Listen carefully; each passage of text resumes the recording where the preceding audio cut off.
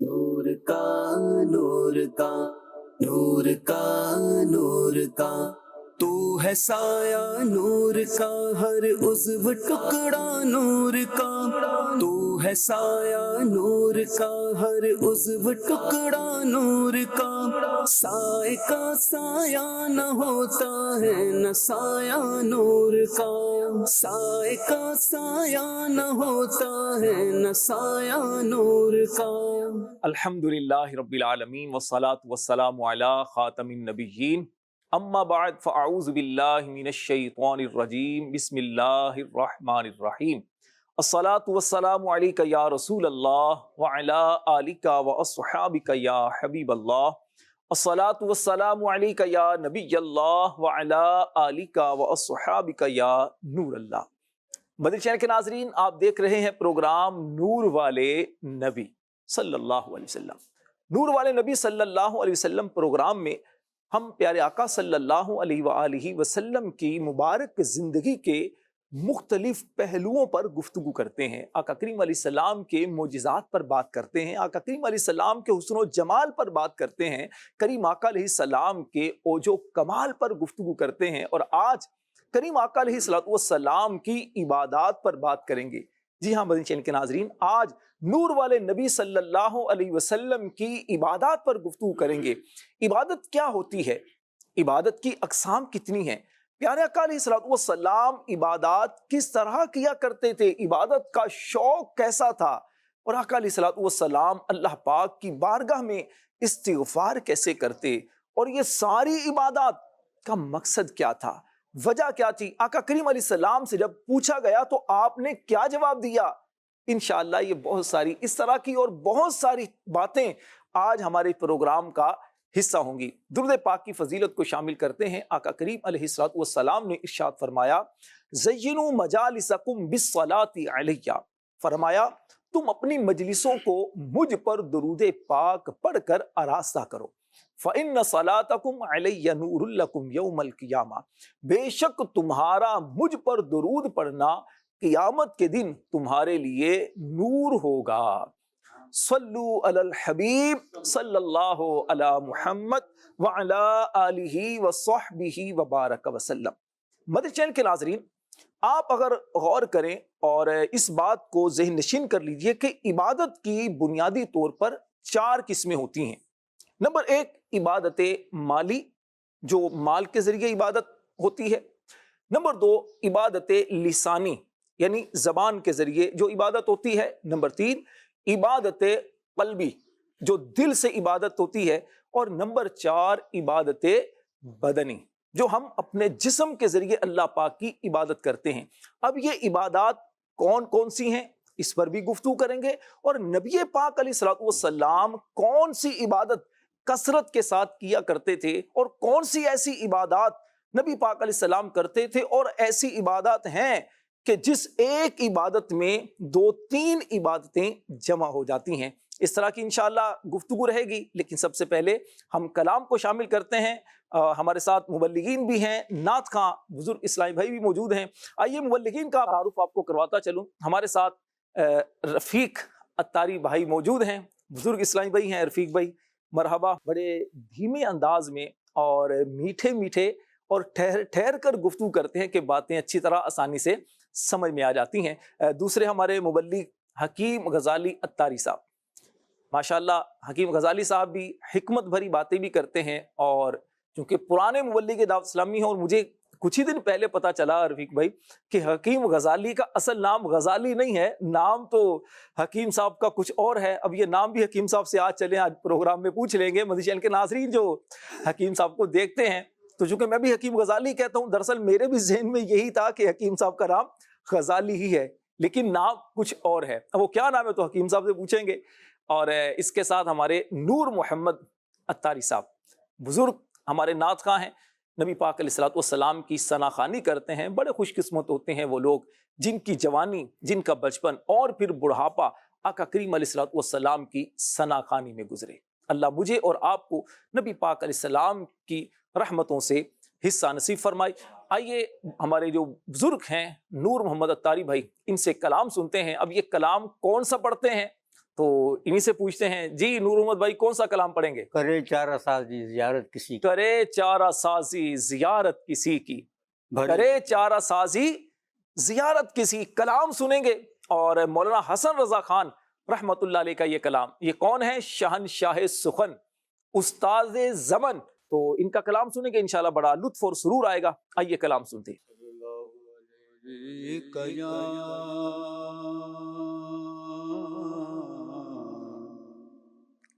رسول اللہ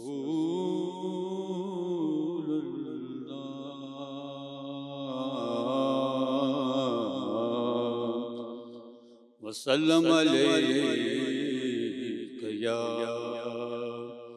حبیب اللہ، کرے چارہ سازی زیارت کسی کی، کرے چارہ سازی زیارت کسی کی، بھرے زخم دل کے، بھرے زخم دل کے، ملاحت کسی کی، کرے چارہ سازی زیارت کسی کی، چمک کر یہ کہتی ہے طلعت کسی کی، چمک کر یہ کہتی ہے طلعت کسی کی، کہ دیدار حق ہے، کہ دیدار حق ہے، زیارت کسی کی، کہ دیدار حق ہے، زیارت کسی کی، کرے چارہ سازی زیارت کسی کی،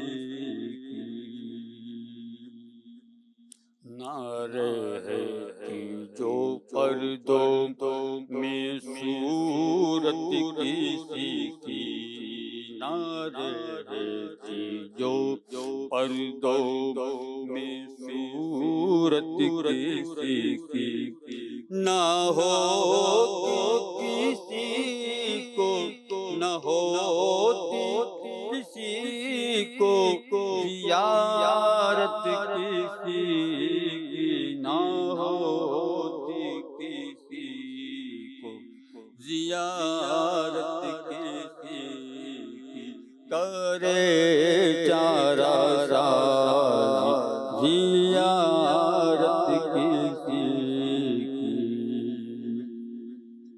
عجب پیاری پیاری ہے صورت کسی کی، عجب پیاری پیاری ہے صورت کسی کی، ہمیں کیا خدا کو، ہمیں کیا خدا کو ہے الفت کسی کی، ہمیں کیا خدا ہے الفت کسی کی، کرے چارہ سازی زیارت کسی کی، نہ پہنچیں گے جب تک گناہگار ان کے، نہ پہنچیں گے جب تک گناہگار ان کے، نہ جائے گی جنت، نہ جائے گی جنت میں امت کسی کی، کرے چارہ سازی زیارت کسی کی، کرے چارہ سازی زیارت کسی کی، زخم زخم دل کے بھرے زخم دل کے آلات کسی کی کرے چارہ جی زیارت کسی کی. سبحان اللہ سبحان اللہ. سرکار دو عالم صلی اللہ علیہ وآلہ وسلم اپنی امت سے کتنی محبت کیا کرتے تھے. اپنی امت کے لیے اللہ کی بارگاہ میں رو رو کر دعائیں کیا کرتے. اور کئی مرتبہ ایسا بھی ہوتا کہ نبی پاک علیہ الصلوۃ والسلام کچھ عبادات پابندی کے ساتھ اس لیے نہیں فرماتے تھے کہ کہیں امت پر یہ چیزیں فرض نہ کر دی جائیں. کئی آقا کریم علیہ السلام کی سنتیں ایسی ہیں کہ ان سنتوں کے بارے میں نبی پاک علیہ السلام نے اس طرح کی احادیث آپ کی ملتی ہیں. فرمایا کہ مجھے اپنی امت پر یہ خوف ہے کہ کہیں ان پر یہ فرض نہ کر دی جائے. اور ایک جیسے مسواک شریف کے بارے میں تو حدیث پاک ہے, فرمایا کہ اگر مجھے اپنی امت پر مشقت کا خوف نہ ہوتا تو میں ان پر مسواک کو لازم فرما دیتا, او کما قال علیہ السلام. تو مختلف مواقع پر اس طرح کی احادیث ملتی ہیں. اسی طرح کریم آقا صلی اللہ علیہ وآلہ وسلم جیسے لوگوں کو نیکی کی دعوت دیتے اور اسلام کی دعوت دیتے اور دین کی تعلیم و تبلیغ کے لیے دن رات مصروف رہتے, لیکن اس کے ساتھ ساتھ اللہ پاک کی عبادت میں آپ استقامت, اللہ اکبر, عبادت بھی بہت کیا کرتے تھے. اعلان نبوت سے پہلے بھی کریم آقا صلی اللہ علیہ وسلم غار حرا میں اللہ پاک کا ذکر کرتے, استغفار کرتے اور قیام کرتے, مراقبہ کرتے, اللہ کی عبادت کیا کرتے تھے. بعض اوقات ساری رات عبادت الہی میں گزار دیتے. طویل قیام کرنے کی وجہ سے بعض اوقات ایسا بھی ہوتا کہ پیارے آقا علیہ الصلوۃ والسلام کے مبارک قدموں پر ورم آ جاتا, سوج جاتے تھے. اللہ اکبر. پیارے آقا علیہ الصلوۃ والسلام کی عبادت کا انداز کیسا ہوا کرتا تھا؟ مختلف انداز ہیں, لیکن سب سے پہلے رفیق بھائی میں چاہوں گا یہ بات اگر بیان کی جائے کہ پیارے آقا علیہ الصلوۃ والسلام کی مبارک زندگی کا ایک انداز تھا. اس کا ایک جو پہلو ہم نے آج اپنے موضوع کا حصہ بنایا ہے وہ ہے پیارے آقا علیہ الصلوۃ والسلام کی عبادات, نور والے نبی کی عبادات. تو آپ کا عبادت کا انداز کیسا ہوا کرتا تھا, اس پر کچھ مدنی چینل کے ناظرین کو بتائیے اور اس کے بعد انشاءاللہ پھر ہم مزید گفتگو کریں گے. بسم اللہ الرحمن الرحیم. جی راشد بھائی, یہ موضوع جو ہے نا یہ واقعی بڑا ذوق افزا موضوع ہے. سبحان اللہ. سرکار صلی اللہ تعالیٰ علیہ وآلہ وسلم بے مثل و بے مثال ہیں. آپ صلی اللہ تعالیٰ علیہ وآلہ وسلم کی عبادت کا جو انداز ہے وہ بھی بے مثل و بے مثال ہے. سبحان اللہ. چنانچہ اللہ پاک کے پیارے حبیب صلی اللہ تعالیٰ علیہ وآلہ وسلم کی حیات طیبہ کے حالات اور واقعات پر مشتمل حضرت سیدنا امام حسین رضی اللہ تعالیٰ عنہ کا بیان ہے کہ میں نے اپنے والد ماجد حضرت سیدنا علی المرتضی کرم اللہ تعالیٰ وجہہ الکریم سے پوچھا کہ سرکار دو عالم صلی اللہ تعالیٰ علیہ وآلہ وسلم کا جو وقت اپنے دولت خانہ میں گزرتا تھا آپ اس میں کیا کیا کرتے تھے؟ انہوں نے ارشاد فرمایا کہ آپ صلی اللہ تعالیٰ علیہ وآلہ وسلم گھر میں داخل ہوتے تو اس میں 3 حصے فرما لیے تھے. یعنی گھر میں پیارے آقا علیہ الصلوۃ والسلام جب تشریف فرما ہوتے تو اپنے گھر میں رہنے کے 3 حصے فرما لیتے. 3 حصے میں کیا کیا کرتے تھے؟ جی تو 3 حصے. ایک حصہ اللہ پاک کی عبادت کے لیے سبحان اللہ مختص تھا, دوسرا اپنے گھر والوں کے لیے, اور تیسرا اپنی ذات اقدس کے لیے. سبحان اللہ. یہ ماشاءاللہ یہ ایک چیز سیکھنے کو ملی کہ جب آپ گھر میں بھی ہوتے ہیں تو گھر کے اندر بھی ایک ہی کام میں سارا وقت نہ لگا دیں. کچھ جو وقت ہے اپنے گھر والوں کو دیں. حکیم صاحب, کچھ وقت گھر والوں کو دیا جائے, کچھ وقت اپنی ذات کے لیے ہونا چاہیے کہ جس میں آپ پرسنل کچھ کر سکیں, مطالعہ آپ کرنا چاہتے ہیں, آپ کچھ کام لکھنے کا کرنا چاہتے ہیں, موبائل فون استعمال آپ کرتے ہیں, واٹس ایپ چیک کرتے ہیں, آپ کے اپنے انسان کے اپنے ضروری کچھ کام ہوتے ہیں. اور ایک کیا ہے اللہ پاک کی عبادت کے لیے, یعنی اس میں نفلی عبادات.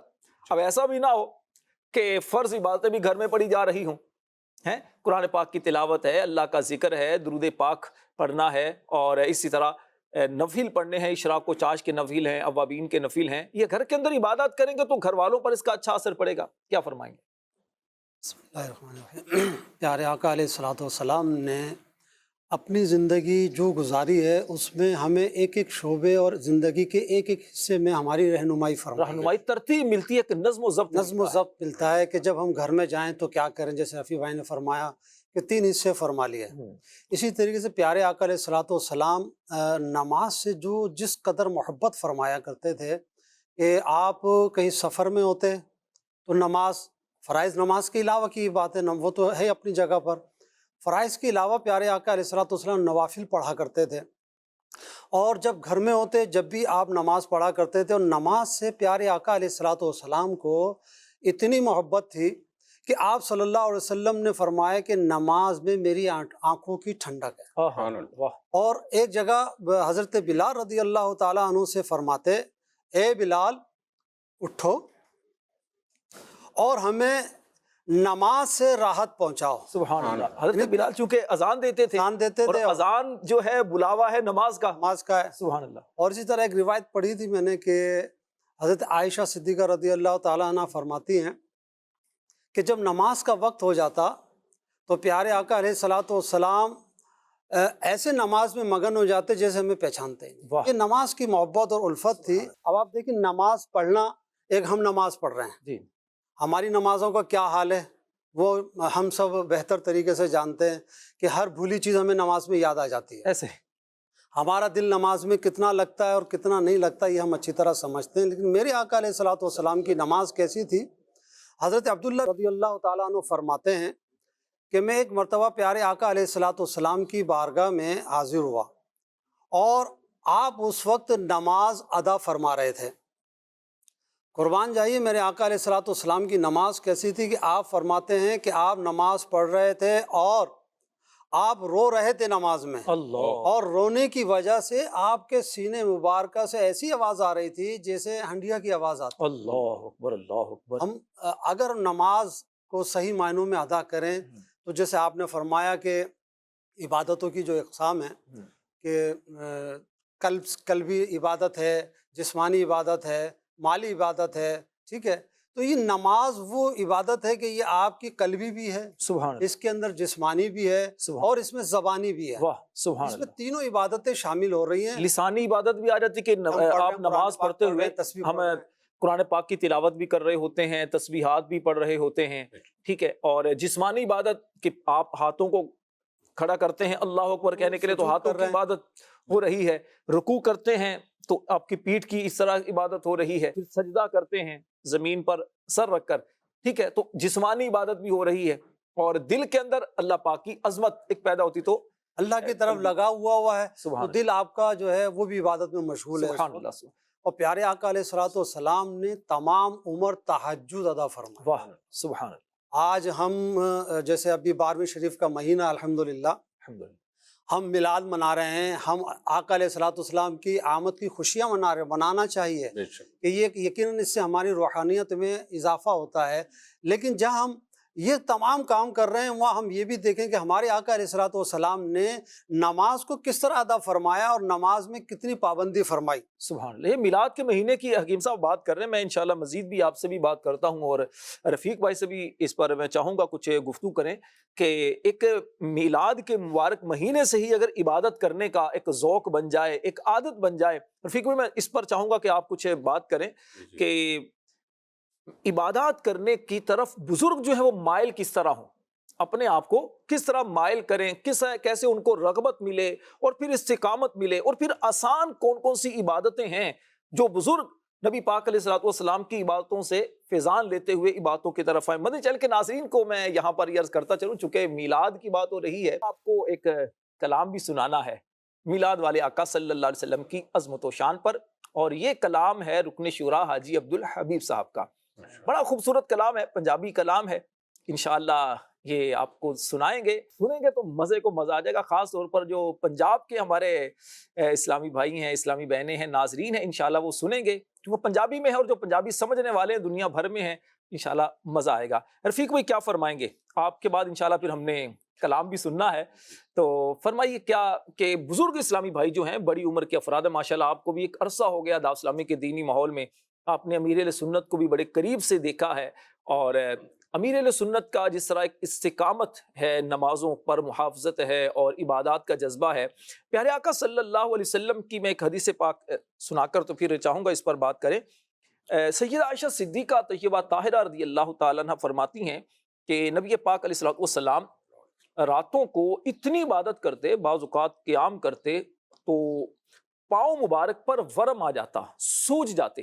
تو آپ سے عرض کی یا رسول اللہ صلی اللہ علیہ وسلم آپ اتنی زیادہ عبادت کیوں کرتے ہیں؟ حالانکہ اللہ نے آپ کے صدقے آپ کے اگلوں کے اور آپ کے پچھلوں کے گناہوں کو بخش دیا ہے۔ تو پیارے آقا صلی اللہ علیہ وسلم نے پتہ کیا جواب دیا؟ فرمایا افلا اکون عبدا شکورا، کیا میں اپنے رب کا شکر گزار بندہ نہ بنوں؟ حکیم صاحب جی یعنی عبادات اس لیے کی جا رہی ہیں رب کے شکرانے میں کہ اللہ پاک عبادت کے لائق ہے، وہ خالق وہ مالک۔ تو عبادت کرنے کا ایک مقصد یہ ہے کہ بندہ عبادت کرے اللہ کے شکرانے کے طور پر۔ تو بزرگ اسلامی بھائی وہ کیسے عبادات کا جذبہ پیدا کر سکتے ہیں اور کون سی آسان عبادات ہے، میں چاہوں گا اس پر بھی کچھ گفتگو کریں۔ راشد بھائی، یہ جو ٹاپک ہے واقعی it's the need of the hour, جیسے انگلش میں کہتے ہیں نا کہ بالکل عین وقت کے مطابق اور مناسبت سے یہ ٹاپک ہے۔ اور بزرگ اسلامی بھائی جو ہیں، ایک تو دائرہ شیطان اور نفس جو ہے وہ عبادت سے سستی دلاتے ہیں، پھر تھوڑی سی کمزوری آتی ہے تو بزرگ اسلامی بھائی جو ہے نا اس میں بھی عبادت جو ہے جو کرتے تھے اس میں بھی وہ کمی واقع ہو جاتی ہے۔ اس میں میں اپنے مدنی چینل کے ناظرین کو اور تمام سامعین کو میں یہ عرض کروں گا کہ ہمارے لیے سب سے بہترین جو ہے فی الحال ہمارے پاس جو شیخ طریقت امیر اہل سنت دامت برکاتہم عالیہ کی جو شخصیت ہے، کہ آپ دیکھیں کہ اتنے ضعف کے باوجود، جبکہ حالیہ مدنی مذاکروں میں آپ نے دیکھا ہوگا کہ کتنا سخت آزمائش تھی، لیکن پھر بھی آپ حاضر ہوئے اور لوگوں کو، امت کو جو ہے نا خیر خواہی کا پیغام دیا اور مدنی مذاکرے میں شرکت کی۔ تو میں عرض یہ کروں گا کہ امیر اہل سنت دامت برکاتہم عالیہ کی شخصیت ہمارے سامنے ہے، تو ہمیں بھی چاہیے کہ ہم عبادت میں جو ہے نا سستی نہ کریں، چاہے ہم جوان ہوں، بزرگ ہوں، کوئی بھی ہوں۔ بزرگوں کے لیے اسپیشلی میں یہ کہوں گا کہ عبادت جو ہے نا یہ تو خود ایسی ایکٹیویٹی ہے، خاص طور پہ نماز لے لیں کہ اس پہ جو ہے نا دنیا میں ریسرچ کی گئی ہے کہ نماز اگر کوئی بندہ پڑھتا ہے تو نماز میں دیکھیں اتنی زیادہ مشقت نہیں ہے، ٹھیک ہے، بلکہ الٹا اس کے میڈیکل بینیفٹس ہیں، فزیکل بینیفٹس ہیں۔ میں نے ایک تحقیق پڑھی تھی، وہ کوئی انگریز ڈاکٹر تھا، تو اس نے یہ تحقیق کی کہ بعض اوقات ڈپریشن کا اور جو ذہنی توازن بگڑنے کا جو مسئلہ ہوتا ہے نا، اس کے اوپر اس نے تحقیق کی، ریسرچ کی، اور اس نے یہ بتایا کہ مسلمانوں میں یہ کم سے کم ہے، سبحان اللہ، ہے تو صحیح لیکن کم سے کم ہے۔ تو اس نے پھر اس پہ ریسرچ کیا کہ آخر وجہ کیا ہے، اور جو قومیں ہیں ان میں زیادہ ہے اور ان میں کم کیوں ہے۔ جب اس نے ریسرچ کیا تو اس نے نماز کے اوپر اپنی ریسرچ کی اور اس نے اپنا کنکلوژن یہ بتایا کہ چونکہ مسلمان عبادت کرتے ہیں، نماز پڑھتے ہیں، اور نماز میں سجدہ جو ہے وہ ایک ایسا پوسچر ہے کہ سجدہ جو ہم کرتے ہیں کہ وہ ایک ایسا پوسچر ہے کہ واحد سجدے کی حالت میں انسان کا دماغ اس کے دل کے نیچے ہوتا ہے۔ سبحان اللہ، سبحان اللہ، یعنی آپ یوں سمجھیں کہ دل جو ہے نا یہ پمپ کرتا ہے پورے باڈی کو، ٹھیک ہے، بلڈ سپلائی کرتا ہے، لیکن ہم چاہے چل رہے ہوں، پھر رہے ہوں، بیٹھے ہوں، حتیٰ کہ سوئے بھی ہوں، تب بھی ہمارا دماغ جو ہے وہ دل سے اوپر ہوتا ہے، اس کا لیول اوپر ہوتا ہے، تو اس کو جو ہے خون پہنچانا وہ نسبتاً مشکل ہوتا ہے۔ لیکن سجدہ ایک ایسا پوسچر ہے، ایک ایسا، یعنی کہ یوں سمجھے، اس نے تو کہا کہ ایکسرسائز ہے، ٹھیک ہے نا، کہ ایسی ایکسرسائز ہے کہ اس میں جو ہے انسان کا دماغ اس کے دل کے نیچے ہوتا ہے اور بلڈ سپلائی جو ہے نا فل اس کے دماغ کو پہنچتی ہے۔ دل سے اوپر ہوتا ہے، اچھا وہ دماغ دل کے دماغ نیچے ہوتا ہے نا، یعنی اس پوسچر میں، تو دل سے سپلائی چونکہ آتی ہے تو اس کو جو ہے نا بہت ہی آسانی کے ساتھ دماغ کے تمام رگوں میں، تمام نسوں میں وہ سپلائی پہنچتی ہے۔ تو یہ ایک وجہ اس نے بتائی کہ اس کی وجہ سے مسلمانوں میں جو ہے نا ذہنی توازن بگڑنے کا جو ریشو ہے وہ اور اقوام سے کم ہے۔ الحمدللہ رفیق بھائی، آپ دیکھیں جو نمازی ہوتا ہے نا، نمازی، اسے بہت سارے فوائد حاصل ہوتے ہیں۔ ایک تو نمازی جو آدمی ہے وہ اپنے کپڑے پاک رکھے گا، اپنا جسم پاک رکھے گا، وضو کرے گا، اچھا، پھر اسی طرح نماز جو ہے بہت ساری برائیوں سے انسان کو بچا لیتی ہے۔ اچھا، جو بزرگ اسلامی بھائی جیسے ہم بات کریں تو بزرگوں کے لیے صرف نماز ہی ایک عبادت نہیں، آپ پانچوں وقت کی نماز پڑھیں، نماز کے ساتھ ساتھ جیسے نوافل ہوتے ہیں آپ اس کی عادت بنائیں۔ گھر میں آپ ہوتے ہیں، گھر میں عموماً اتنا کام کاج نہیں ہوتا، تو صبح آپ جیسے نماز پڑھی ہے تو کچھ دیر کے بعد جب اشراق چاشت کا وقت آئے دو نفل اشراق چاشت کے پڑھ لیں، اس طرح ہو سکتا ہے، ٹھیک ہے۔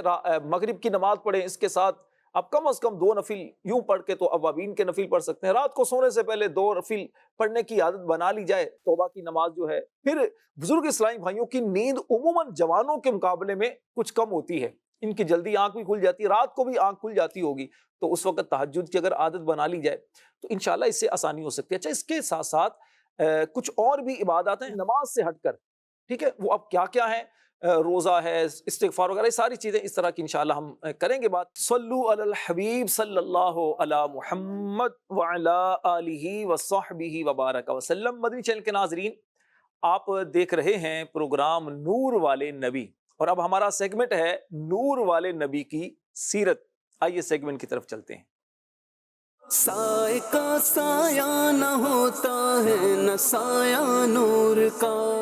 مدنی چینل کے ناظرین، آپ اس سیگمنٹ میں پیارے آقا صلی اللہ علیہ وآلہ وسلم کی مبارک سیرت کے بارے میں سن رہے ہیں۔ آج ہم پیارے آقا صلی اللہ علیہ وآلہ وسلم کے معجزات کے بارے میں گفتگو کریں گے۔ سب سے پہلے پیارے آقا صلی اللہ علیہ وسلم کے معجزات کو بیان کرنے سے پہلے میں آپ کو معجزے کے بارے میں تھوڑا سا بریف کر دیتا ہوں۔ اللہ کریم نے انسانوں کو گمراہی سے بچانے اور سیدھا راستہ چلانے کے لیے انبیاء کرام علیہ السلام کو بھیجا اور انہیں بے شمار کمالات اور خصوصیات سے نوازا، جن میں سے ایک معجزہ ہے۔ معجزہ نبی کی نبوت کی دلیل ہوا کرتا ہے۔ معجزہ کسے کہتے ہیں؟ اعلان نبوت کے بعد نبی سے ایسا عجیب و غریب کام ظاہر ہو جو عادتاً ممکن نہیں ہوتا، اسے معجزہ کہتے ہیں۔ اللہ نے اپنے پیارے حبیب صلی اللہ علیہ وسلم کو بہت سارے معجزات عطا فرمائے تھے۔ ان میں سے بعض معجزات وہ یہ ہیں۔ قرآن کریم پیارے آقا صلی اللہ علیہ وسلم کا سب سے عظیم معجزہ ہے۔ اس کے بعد چاند کے 2 ٹکڑے کرنا اور نبی پاک علیہ السلام کو جو رب تعالیٰ نے معراج عطا فرمائی، یہ معراج بھی پیارے آقا علیہ السلام کا معجزہ ہے۔ پیارے آقا علیہ السلام غیب کی خبریں دیا کرتے تھے۔ پتھروں اور درختوں کا نبی پاک علیہ السلام کو سلام کرنا، یہ بھی آقا کریم علیہ السلام کا معجزہ ہے۔ کھجور کے خشک تنے کا پیارے آقا صلی اللہ علیہ وسلم سے محبت کا اظہار کرنا اور پیارے آقا علیہ السلام سے یہ گزارش کرنا، یہ بھی آقا کریم کا معجزہ ہے۔ اور تھوڑے سے کھانے میں اتنی برکت ہونا کہ بہت سارے لوگوں کے لیے وہ کافی ہو۔ پیارے آقا علیہ السلام کی مبارک انگلیوں سے پانی کے چشموں کا جاری ہونا، اللہ اکبر، اور بیماروں کا صحت یاب ہونا۔ اس کے علاوہ بہت سارے نبی پاک علیہ السلام کو اللہ پاک نے معجزے دیے ہیں۔ نبی پاک علیہ السلام کا ایک معجزہ جسے معجزہ شق القمر کہا جاتا ہے، یعنی چاند کے 2 ٹکڑے ہونا، یہ قرآن کریم کی ایک سورت ہے، سورت القمر۔ قمر عربی میں کہتے ہیں چاند کو۔ اللہ فرماتا ہے اقتربت الساعۃ وانشق القمر۔ اس سورت کے اندر اللہ پاک نے نبی پاک علیہ السلام کے ایک معجزے کا ذکر فرمایا ہے۔ واقعہ کچھ یوں ہے کہ اہل مکہ نے حضور سید عالم صلی اللہ علیہ وسلم سے ایک معجزہ دکھانے کی درخواست کی، تو آپ علیہ السلام نے چاند کے 2 ٹکڑے کر دیے۔ حضرت عبداللہ ابن مسعود رضی اللہ تعالی عنہ فرماتے ہیں رسول اکرم صلی اللہ علیہ وسلم کے زمانے میں چاند 2 ٹکڑے ہو کر پھٹا، ایک ٹکڑا پہاڑ کے اوپر اور دوسرا ٹکڑا اس کے نیچے۔ تب رسول اکرم صلی اللہ علیہ وسلم نے فرمایا گواہ ہو جاؤ۔ جب آپ علیہ السلام نے چاند کے 2 ٹکڑے کیے تو کفار قریش نے کہا کہ محمد صلی اللہ علیہ وسلم نے معاذ اللہ جادو سے ہماری نظر بندی کر دی ہے۔ اس پر ان کی ایک جماعت کے لوگوں نے کہا اگر یہ ہماری نظر بندی ہے تو باہر کہیں بھی کسی کو چاند کے 2 حصے نظر نہیں آئے ہوں گے۔ اب جو قافلے آنے والے ہیں ان کی جستجو رکھو، مسافروں سے پوچھو، اگر دوسرے مقامات سے بھی چاند کے 2 ٹکڑے ہونا دیکھا گیا ہے تو بے شک یہ معجزہ ہے۔ چنانچہ سفر سے آنے والوں سے جب پوچھا گیا تو انہوں نے کہا کہ ہاں ہم نے بھی دیکھا ہے کہ اس دن چاند کے 2 حصے ہو گئے تھے۔ اب مشرکین کو انکار کی گنجائش نہ رہی، لیکن جن کے دلوں پر مہر لگ چکی ہو، جن کے قسمت میں ایمان نہ لکھا ہو، تو وہ ایمان لانے والے نہیں، لیکن ایک تعداد نے اسلام قبول کیا اور باقی جو بدبخت ازلی تھے وہ ایمان لانے سے محروم رہے۔ مدنی چینل کے ناظرین، پیارے آقا صلی اللہ علیہ وسلم کو اللہ کریم نے بہت سارے اوصاف و کمالات سے نوازا۔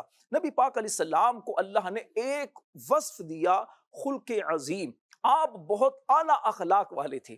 نبی پاک علیہ السلام کی اخلاق حسنہ کے بارے میں اللہ کریم ارشاد فرماتا ہے وَإِنَّكَ لَعَلَىٰ خُلُقٍ عَظِيمٍ، اور بے شک تم یقیناً عظیم اخلاق پر ہو۔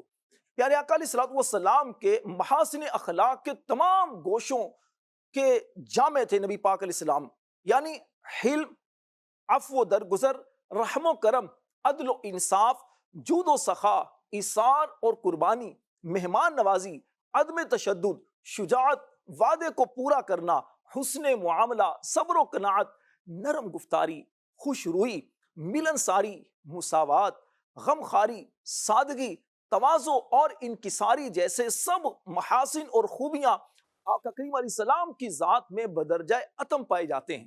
اور آپ کے اخلاق کریمہ اتنے بلند ہیں کہ سیدہ عائشہ صدیقہ رضی اللہ تعالی عنہا نے ایک جملے میں اس کی صحیح تصویر کھینچتے ہوئے ارشاد فرمایا کان خلقہ القرآن، یعنی تعلیمات قرآن پر پورا عمل، یہی آپ علیہ السلام کے اخلاق تھے۔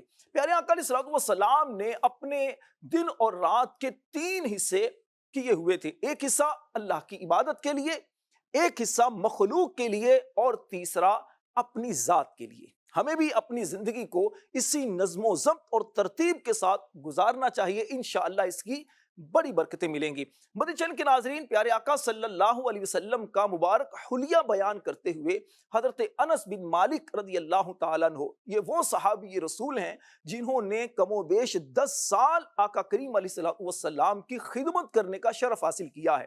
آپ فرماتے ہیں پیارے آقا مدینے والے مصطفیٰ صلی اللہ علیہ وسلم دراز قد نہ تھے، بہت زیادہ لمبے قد والے نہیں تھے، نہ ہی بہت چھوٹے قد والے تھے، بلکہ فرمایا لوگوں میں درمیانے قد کے مالک تھے۔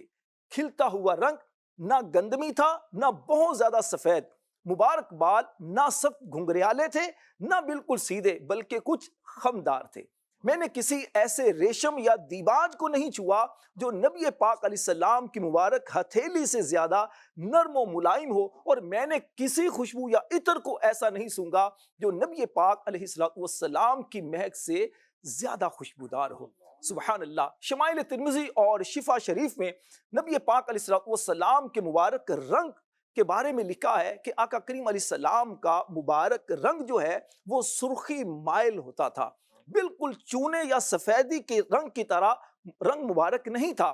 آقا کریم علیہ السلام کا جو سفید چہرہ مبارک میں ہلکی ہلکی سرخی ملی ہوئی تھی، اور دنیا میں یہ رنگ پسندیدہ مانا جاتا ہے، بالخصوص اہل عرب کے نزدیک، اور جنت میں پسندیدہ رنگ سونے کا ہے۔ علماء کرام فرماتے ہیں اللہ پاک نے نبی کریم علیہ السلام کو دنیا میں یہ دونوں رنگ عطا فرمائے ہیں، اور سفید رنگ میں سرخی ملی ہونے کی وجہ سے پیارے آقا صلی اللہ علیہ وسلم کی رنگت میں چمک پیدا ہوتی تھی۔ حضرت کعب بن مالک رضی اللہ تعالیٰ عنہ فرماتے ہیں جب سید عالم صلی اللہ علیہ وسلم خوش ہوتے، مسکراتے، تو آپ کا چہرہ انور اس طرح چمک اٹھتا تھا گویا چاند کا ایک ٹکڑا ہے۔ شیخ الحدیث علامہ عبد المصطفیٰ اعظمی رحمۃ اللہ علیہ اپنی کتاب سیرت مصطفیٰ میں لکھتے ہیں کہ آپ صلی اللہ علیہ وسلم کے رخ انور پر، مبارک چہرے پر پسینے کے قطرات موتیوں کی طرح چمکتے تھے، اور اس میں مشک و عنبر سے بڑھ کر خوشبو رہتی تھی۔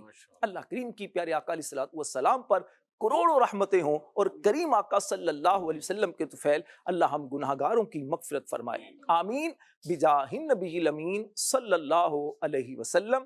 صلو علی الحبیب صلی اللہ علی محمد وعلی آلہ وصحبہ وبارک وسلم۔ ہم بڑھتے ہیں آگے، اپنے موضوع کی طرف بھی بڑھیں گے، لیکن پہلے آپ کو چھوٹا سا ایک سیگمنٹ دکھانا ہے، اور اس سیگمنٹ کا نام ہے مرحبا یا مصطفیٰ۔ سائے کا سایہ نہ ہوتا ہے نہ سایہ نور کا۔ پاکستان کے بڑے مشہور شہر جہلم میں دعوت اسلامی ہے، یہ دعوت اسلامی ہے، دعوت اسلامی ہے، یہ دعوت اسلامی ہے۔ جتنا دیا سرکار نے مجھ کو، اتنی میری اوقات نہیں، یہ تو کرم ہے ان کا، ورنہ مجھ میں تو ایسی بات نہیں،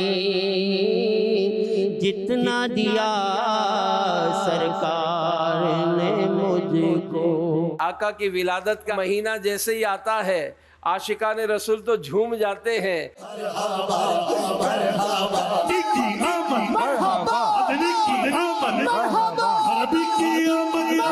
سائے کا سایہ نہ ہوتا ہے نہ سایہ نور کا۔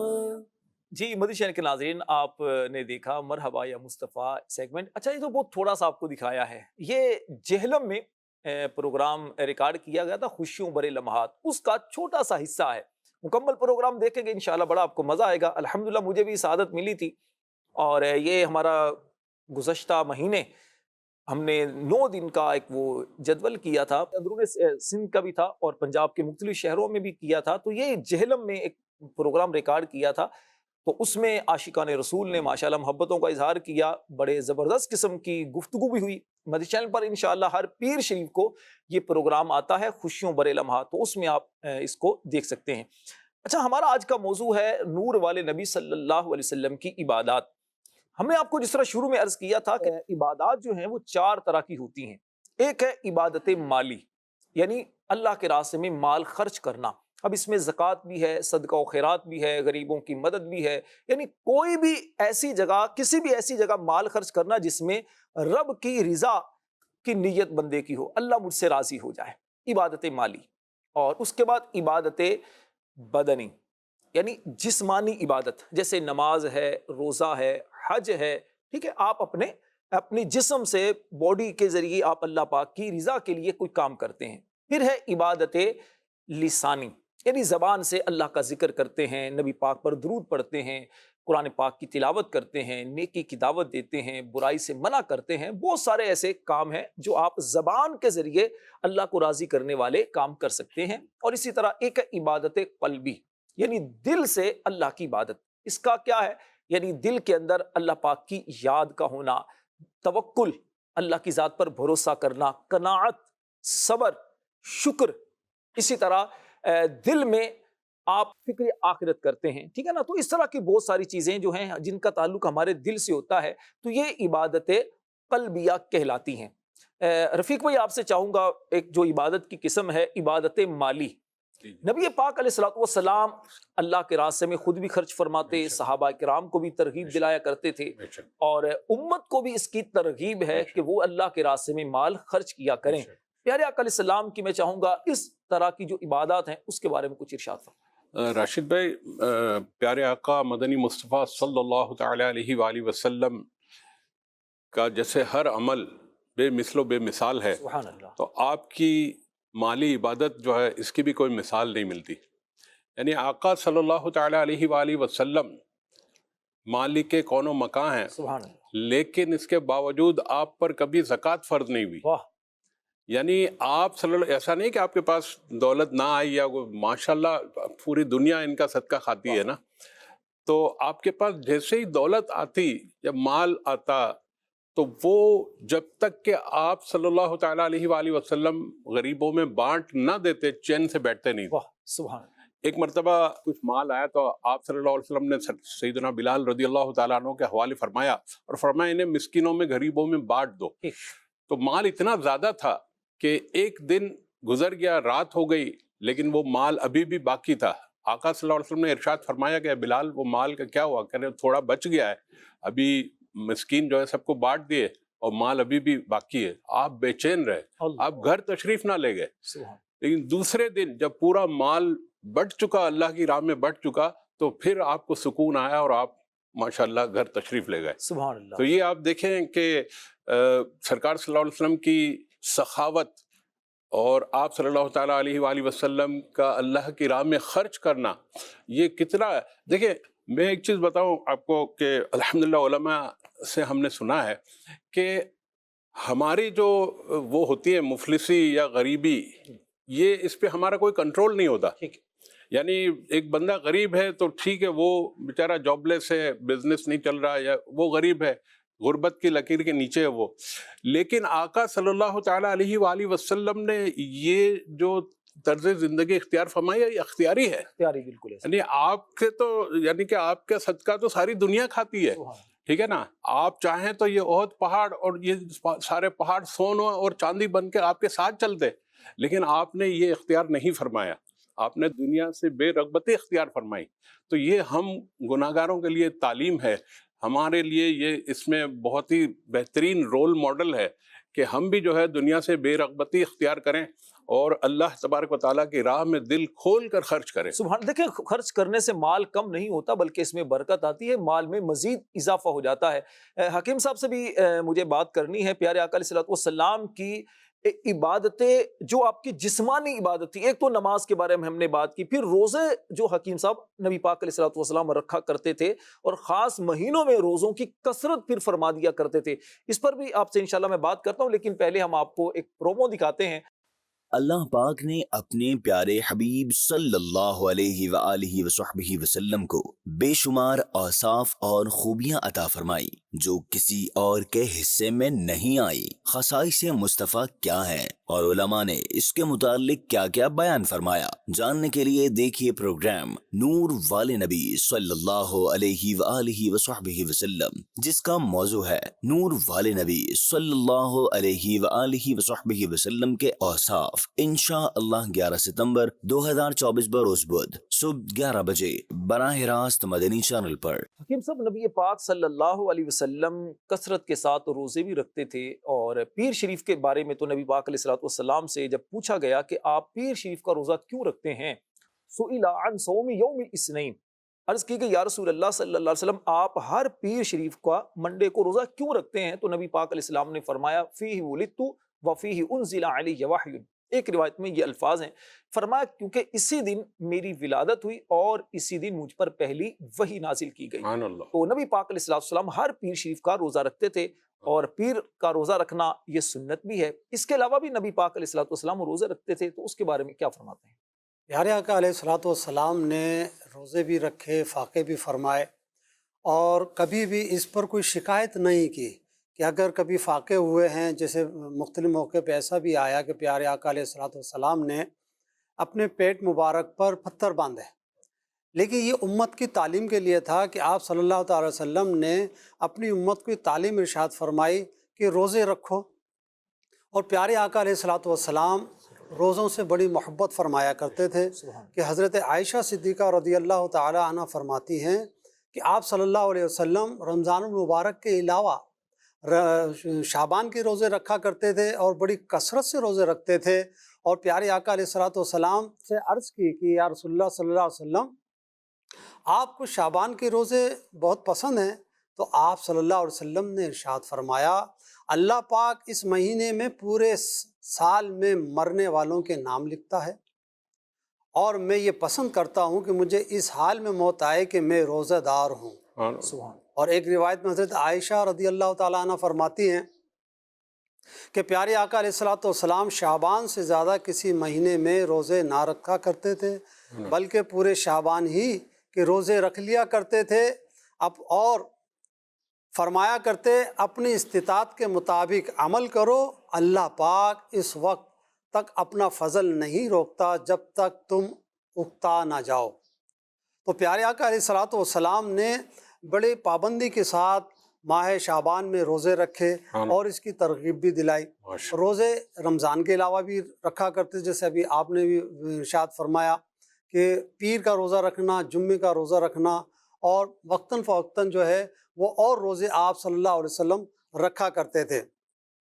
اب روزے رکھنے سے ہماری بے شمار دنیاوی لحاظ سے بھی جو ہے برکتیں ملتی ہیں. اگر ہم روزہ رکھیں گے، دیکھیے ایک تو جیسے آپ نے شروع میں بھی فرمایا کہ عبادت بدنی ہے، عبادت مالی ہے، عبادت لسانی ہے، قلبی ہے. تو روزہ جو ہے وہ قلبی بھی ہے یہ ایک ایسی عبادت ہے کہ اگر آپ اخلاص کے ساتھ روزہ رکھتے ہیں تو اللہ تعالیٰ مغفرت کے پروانے دیتا ہے۔ اور اسی طریقے سے جب آپ سحر اور افطار کرتے ہیں، اس میں اپنے مال کو خرچ کر کے سحر افطاری کا انتظام کرتے ہیں، تو مال کا جو ہے یہ اس میں عبادت آ جاتی ہے۔ بے شک۔ پھر پورے دن اللہ کی رضا کے لیے آپ نہ کچھ کھا رہے ہیں، آپ کے سامنے مال بھی ہے، آپ کے سامنے اللہ کی دی ہوئی نعمتیں رکھی ہوئی ہیں، لیکن اللہ کی رضا کے لیے، اللہ کے حکم کو پورا کرنے کے لیے آپ نہیں کھا رہے ہیں، تو یہ آپ کے قلبی عبادت بھی آ رہی ہے، آپ کی بدنی عبادت اس کے اندر شامل ہو رہی ہے۔ پیارے آقا علیہ الصلوۃ والسلام ہمیشہ روزہ رکھتے ہیں۔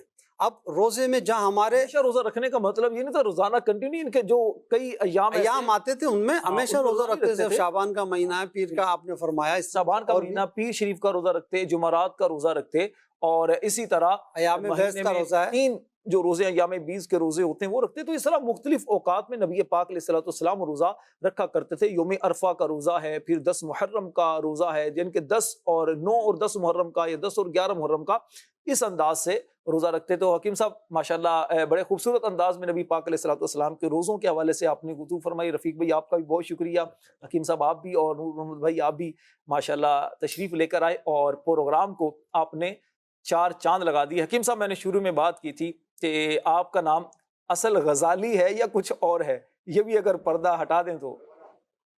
نام تو میرا محمد غفران ہے، محمد غفران نام ہے، ٹھیک ہے۔ بس امیر اہل سنت کی شفقت اور محبت ہے کہ شروع کے دور میں جب آپ کے ساتھ تھے تو امام غزالی رحمۃ اللہ تعالیٰ علیہ سے بڑی محبت رہی ہمیں الحمدللہ، اور ابھی بھی ہے، اللہ تعالیٰ تک حیات ہمیں محبت قائم رکھے۔ تو آپ کی تصانیف پڑھتے حضرت صاحب جو ہے امیر اہل سنت فرمایا بھی کرتے تھے کہ جتنا یہ فیض ہے وہ امام غزالی رحمۃ اللہ علیہ کا فیض ہے۔ سبحان اللہ۔ تو میں نے گزارش کی تھی کہ اگر آپ چاہیں تو، کیونکہ نام اگر ان کی طرف بھی نسبت ہو جائے تو آپ نے پھر اس کو قبول فرمایا، اور پھر اس وقت سے پھر غزالی کے نام غزالی مشہور ہو گیا، اور غفران اب بہت کم چلا لوگوں کو گیا۔ پتا ہوگا، پرانے لوگوں کو ان کو پتا ہوگا جی ہاں، غفران نام کے بارے میں۔ چلے جی مدنی چینل کے ناظرین، آپ کو پتا چل گیا حکیم غفران غزالی۔ تو اچھا حکیم صاحب، آپ کچھ کتابیں بھی پہلے شائع اس طرح ہوتی رہی ہیں، مجھے یاد پڑتا ہے اس میں لکھا ہوتا تھا حکیم غزالی کا کوئی رسالے وغیرہ بھی وہ اس آپ کے میں اہتمام میں، کیا کہتے ہیں، اہتمام کے طور پر۔ اہتمام کے طور پر جیسے ہوتا ہے۔ ماشاءاللہ پرانے مبلغ دعوت اسلامی ہیں، اللہ کریم کی بارگاہ میں دعا کرتے ہیں اللہ آج کا ہمارا پروگرام اپنی بارگاہ میں قبول فرمائے، آمین بجاہ النبی الامین صلی اللہ علیہ وسلم۔ صلو علی الحبیب صلی اللہ علی محمد صلی اللہ علیہ وسلم۔ نور کا نور کا نور کا نور کا تو ہے سایہ نور کا، ہر عضو ٹکڑا نور کا تو ہے سایہ نور کا، ہر عضو ٹکڑا نور کا۔ سائے کا سایہ نہ ہوتا ہے نہ سایہ نور کا، سائے کا سایہ نہ ہوتا ہے نہ سایہ نور کا۔